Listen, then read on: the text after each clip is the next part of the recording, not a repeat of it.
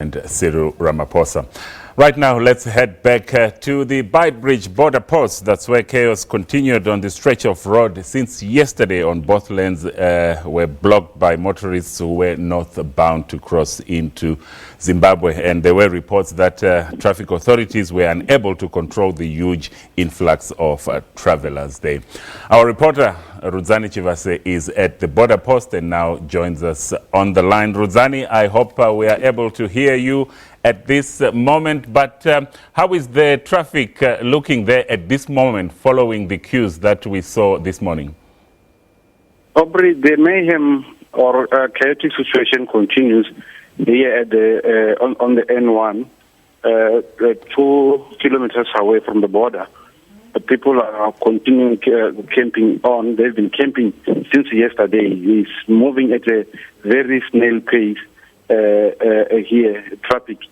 We were made to understand that there has been a meeting between the border authorities and the Zimbabwean counterparts because they felt that the delay is not on the South African side but on the Zimbabwean side. Mm-hmm. So the authorities from here, they went to Zimbabwe this morning and met with their counterparts to try to resolve the problem. They indicated to us that the Zimbabwean authority agreed to add more manpower so that things can move faster. Mm-hmm. Well, since this morning, we have been camping also on the South African side.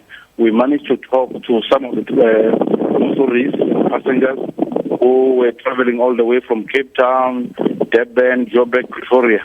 And they told us they've been camping for almost 4 hours. And you would imagine, as you know, Aubrey, this side of the country, the temperatures here are often very high. Mm-hmm. So these people have been camping, sitting in their cars, the side of the road. You will know that the N1 is surrounded by farms. So there are no ablution facilities. Like we used to say, you remember this situation, we once encountered this situation, traffic stampede or mayhem here from 8 years ago, and the border authorities in conjunction with the local municipality had organized mobile toilets and mobile water tankers. So this time around, people were it's like they were caught napping. They never anticipated that the border will express this huge influx of people who are heading to Zimbabwe. Mm-hmm. The queues are still here. Some of the motorists, some of the civilian motorists were also assisting in terms of conducting or controlling traffic because some of them feel that traffic officers are not doing enough. But I can tell you, Aubrey, traffic officers are doing their best. They are here in large numbers. They have extra deployments from other areas. Even Home Affairs have extra deployments from other areas, from Pretoria and elsewhere. Mm-hmm. So we really don't know what is causing the stampede, other than what the authorities are telling us, that they believe the delays are on the Zimbabwean side. Okay. And Rudzani, if you can just move around while I ask you this next question, we seem to be losing you from time to time. But when you look at the problem, Rudzani, is it just a question of the increased volumes of traffic that we witnessed during this time of the year, or are there also log jams at the border control itself here, talking about the officials from SARS and immigration? When this thing started yesterday morning, we talked to the authorities here, and they indicated that the security biometric system that was introduced by Home Affairs is attributing to the delays. But when we investigate further, we learned that people who are on the departure side are not affected by the biometrics. According to this biometrics system, travelers are expected to have the photos taken and the fingerprints taken. So, of course, if that is happening, we'll have some sort of delays.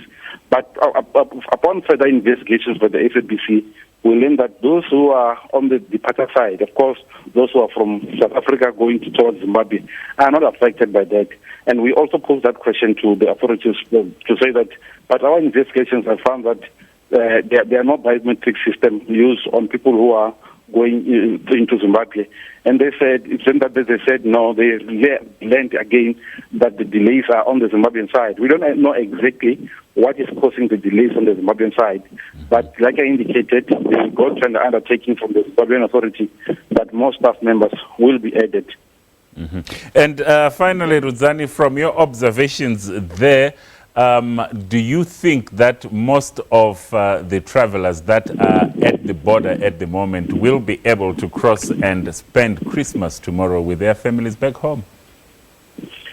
I think with the undertaking that we have been promised, I think things will start moving on a bit faster than it was earlier on.